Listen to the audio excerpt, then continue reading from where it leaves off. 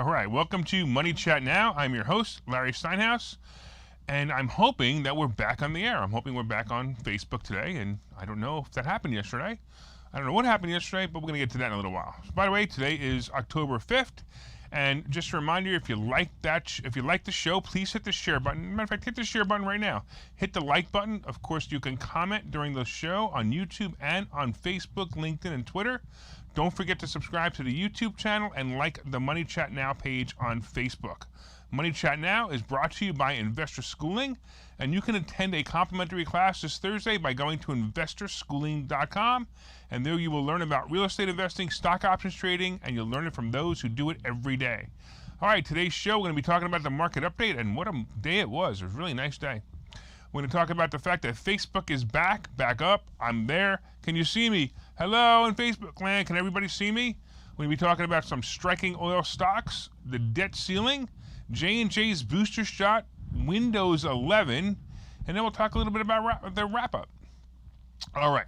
So today was a good day. I love days like this. It was a nice day, but the real question is it going to hold? And today, the Dow finished up about 312 points, the S&P up 45 points, and the NASDAQ 178 points, which is pretty good, especially when you consider yesterday's mess, right? Because yesterday was pretty bad for a little while.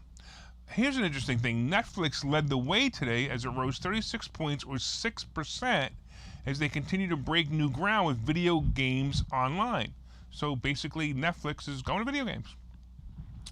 This is one stock I don't understand it. It's always been kind of weird.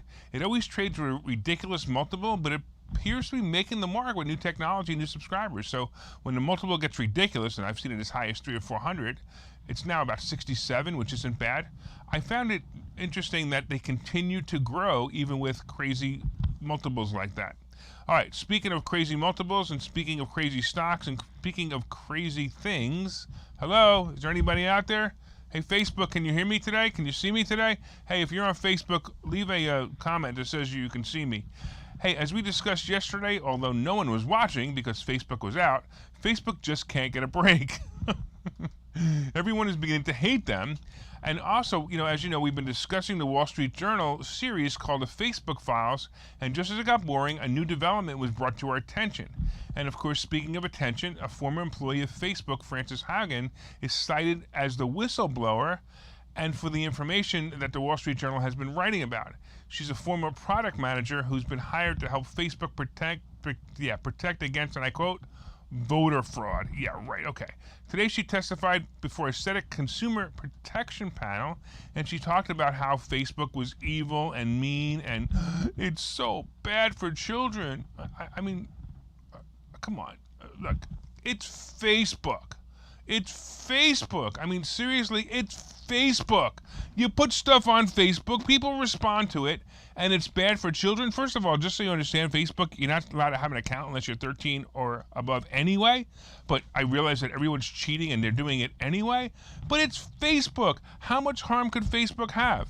Well, they've figured out that it's harmful for everyone. First of all, it's extremely harmful for you and I because we're all addicted to it. I mean, I see everybody on Facebook right now commenting that they're seeing me on Facebook, which means they're addicted to it too.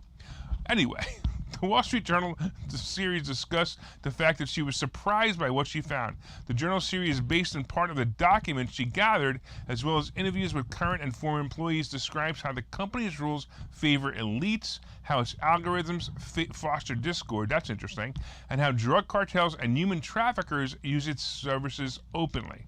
An article about Instagram's effects on teenage girls' mental health was the impetus for the Senate subcommittee hearing last week, in which lawmakers described the disclosures as a bombshell. Okay, I got to go back and read this again. Okay, so hold on. Here you go. You ready? Okay.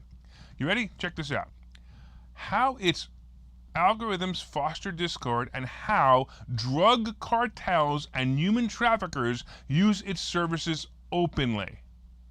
However, what made the Senate subcommittee hearing last week was the fact that teenage girls, they don't feel secure because they look at other teenage girls and they're dressed so nice. This is the world we live in, folks. All right, anyway, the subcommittee today called for strengthening privacy and competition laws, special online protections for children, more transparency into social media algorithms, and toughening of the platform's accountability.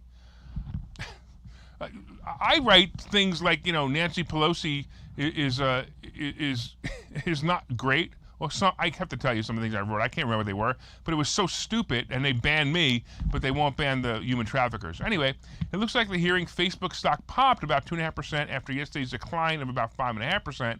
Clearly, it means that Ms. Hagen got her attention, and the stockholders believe nothing major is going to change for the company, or will any real regulation be coming forth soon. And I totally believe that. I think that nothing's going to happen out of this. It's just, she got her attention, she broke her NDA, and now she's going to be sued by Facebook in a couple of months as the damage goes down. But we'll see. By the way, as I said yesterday, Facebook is a great stock play into earnings, and I expect it to go to the 370 to 380 range in the next 2 weeks. And I'll be honest with you, at this price, in the 335 range, I am definitely a buyer. So if you missed out on it, you still have time, because I think Facebook is still going to pop. Facebook's going to do fine into earnings, no doubt in my mind. All right, let's talk a little bit about oil stocks. Hey, have you noticed anything different at the gas pumps lately? No. I'm not talking about the cute girl in the Mustang convertible. I'm talking about the price of gasoline. So West Texas Intermediate, the U.S. oil benchmark, rose 2.1% to 79.22%. I'm sorry, 79.22 a barrel, its highest level since 2014. Brent crude, the international benchmark, climbed 2% to 82.89 a barrel, its highest level since 2018. Natural gas prices are also soared on concerns about a shortfall in stockpiles heading into winter. U.S. gas futures rose 7.5% to 6.9 million British thermal units. It looks like it's going to be an expensive heating season this winter, so if you are heating with anything, you're going to be sorry. With all that being said, have you looked at the oil stocks lately? Because that's really what this is all about. Some of the top companies are reaching new one-year highs. Oxy hit a new high of 33.5 today, which is great. ExxonMobil is heading back to its June high of 65-ish, and Halliburton is also headed for its June high of about 25. Look, these are all good plays as the Democrats hash out the infrastructure bill that's basically going to cause gas prices and, of course, taxes to skyrocket. So if you want to play these plays, play them into the infrastructure bill. I think it'll be fantastic. Also, as the only thing I might have to say is a stock options trader, they might be played out temporarily. So wait for them to go down a little bit. And they're all paying dividends, and Exxon is paying a nice dividend of 5.5% yield, which makes it a really great buy and hold stock. So if you're a buy and hold stockholder, something like that, then you might want to consider ExxonMobil. I think it's a great play for you. All right, let's take a quick break, and we will be back in a couple minutes. Okay, so you've thought about investing in real estate, houses, apartment buildings, properties, but don't really know where to start? Well, what if you could very easily learn how to gain strategies to use other people's money to buy and sell houses in the Philadelphia area? If you could learn and network with successful area real estate investors and how to produce monthly income on rental properties without headaches, that place is Investor Schooling. With Investor Schooling, you'll learn from two Philadelphia area rockstar real estate investors, Phil Falcone and Larry Steinhouse, about how to buy and sell properties the easy way and teach you basic and advanced techniques to help you make money in real estate. You can attend Investor Schooling in person or online visual classes 8 times a month. You can and will learn how to make money in real estate. Call for free information and get a complimentary pass to one of these classes. But don't delay, as these complimentary passes are limited. Call the number on your screen now or visit investorschooling.com. investorschooling.com. All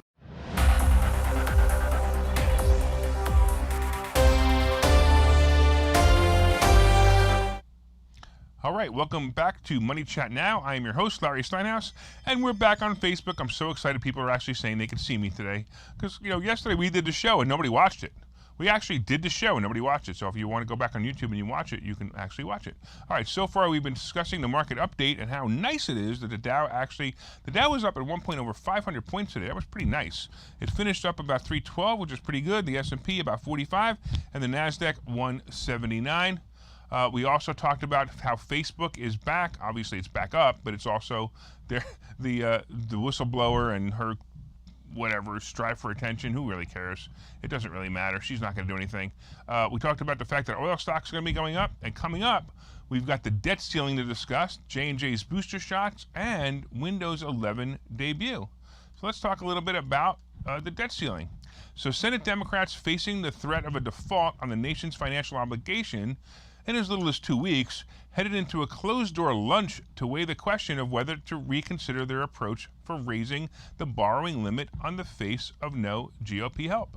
So remember, they went to lunch over this. So I'm wondering if they put that on the credit cards, that if they raise the debt ceiling, they can now pay for that lunch. Or, did one of them actually say, hey, I'll take care of this because we don't want to bankrupt the country? Well, we already know the answer to that question.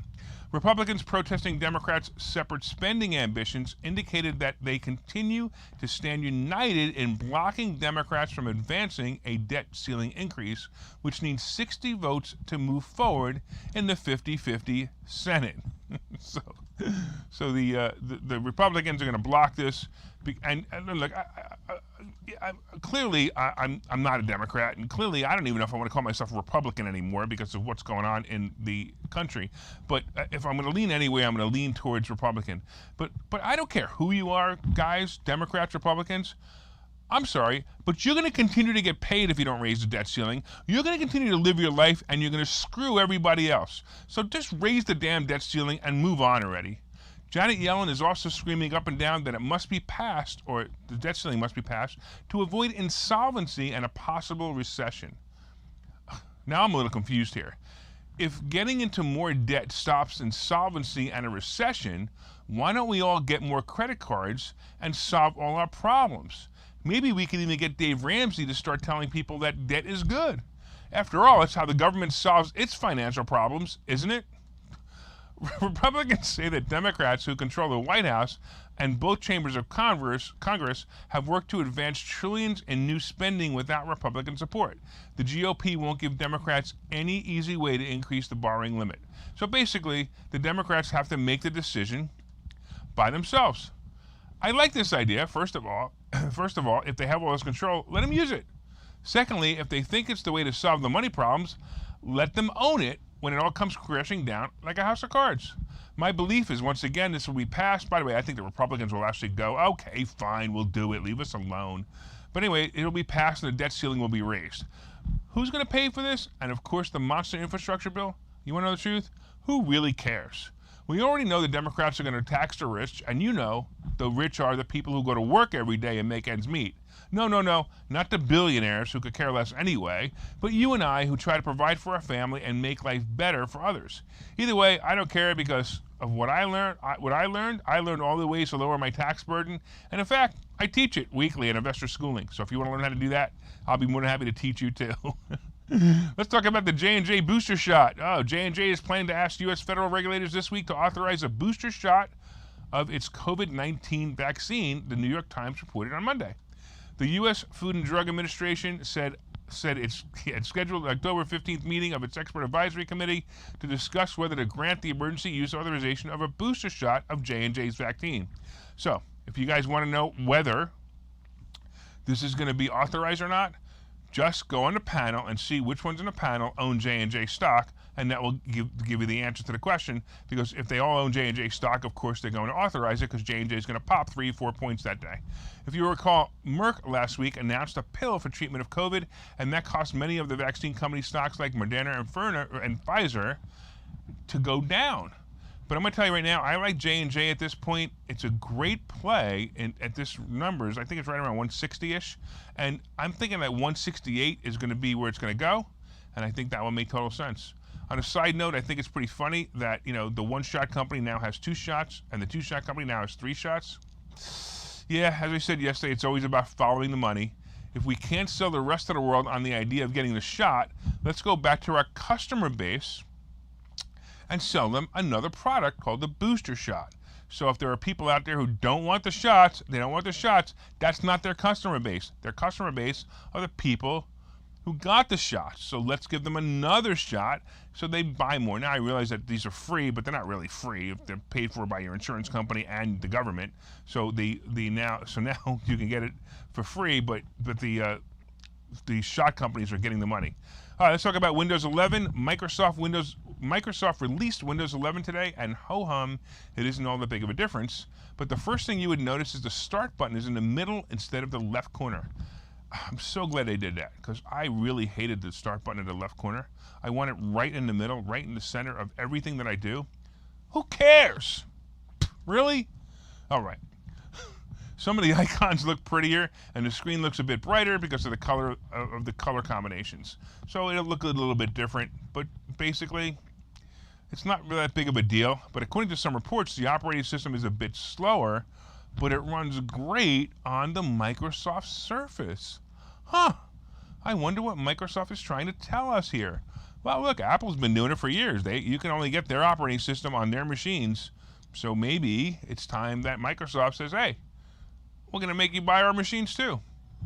If you want to, you could check out the new operating system and see if your old dinosaur computer, you know, the one you bought 6 months ago, is eligible for a upgrade by going to Microsoft.com and downloading the PC Health Check app. As for me, I'm going to wait, because I've noticed this trend with Microsoft Windows, and it goes something like this. There's nothing wrong with your computer, so we have an update to solve that problem. You guys who get those notices regularly, know exactly what I'm talking about. As far as Microsoft stock goes, I see a possible drop here because there's really no catalyst to move it forward. The positive side is all the people upgrading, and the negative side is all the people upgrading. Okay, just kidding, but the new PCs will already have this installed, so it doesn't bring any new revenue and the older PCs, by the way, it's free anyway, so you get a free update anyway. So it really doesn't give you any new revenue, but there's a possible catalyst that may bring the stock price up. It's the new App Store and the apps in the App Store. Yeah, second thought, probably not, because, you know, with hundreds and thousands of apps, no one really cares what the App Store looks like. And basically, most people now, the creators of apps, are giving you direct links to download them anyway. So it may not work. So I'm thinking it's probably not going to do that much for the stock. In fact, it may even go down. So there you go. All right. So here you go. I'm going to tell you guys, we're going to take a quick break, and we'll be back in a minute. Investor schooling needs a new slogan. Investor schooling? Never heard of. Investor schooling? Never heard of. Investor schooling? Never heard of them. Any suggestions? Phil? Investor schooling. We never heard of you either. Investor Schooling. We never heard of you either. Register for a free class at investorschooling.com. Investor schooling. Those guys are everywhere. Investor schooling? Those guys are everywhere. Investor schooling? Those guys are everywhere. Investor Schooling. Those guys are everywhere. Register for a free class at investorschooling.com.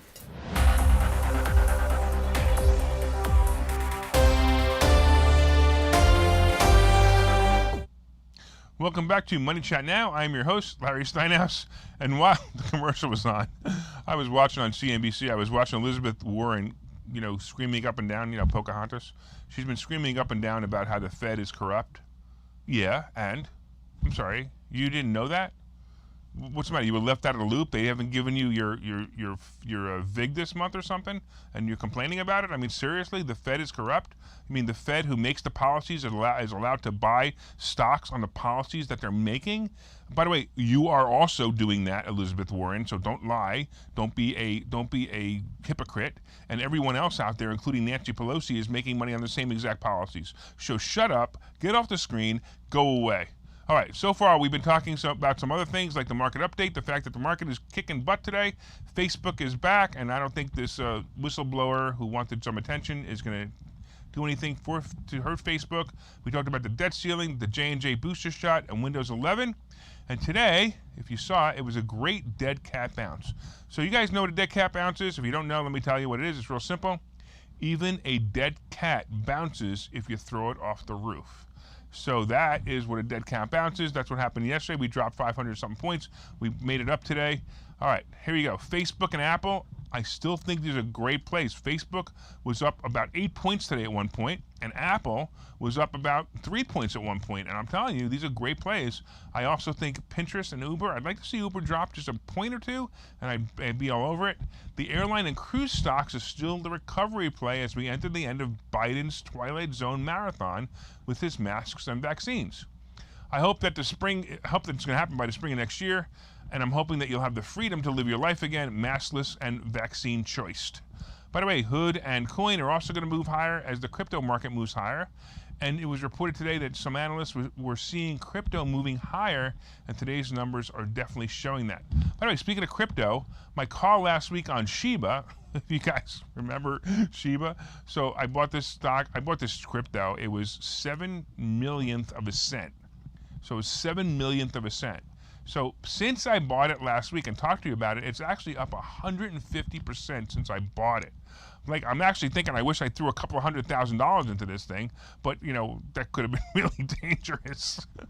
But it's up 150% since I bought it, and I'm riding it out because my goal is if this thing goes to 1 penny, if it goes to 1 penny from where it is now, it goes to 1 penny, I will make $2.75 million.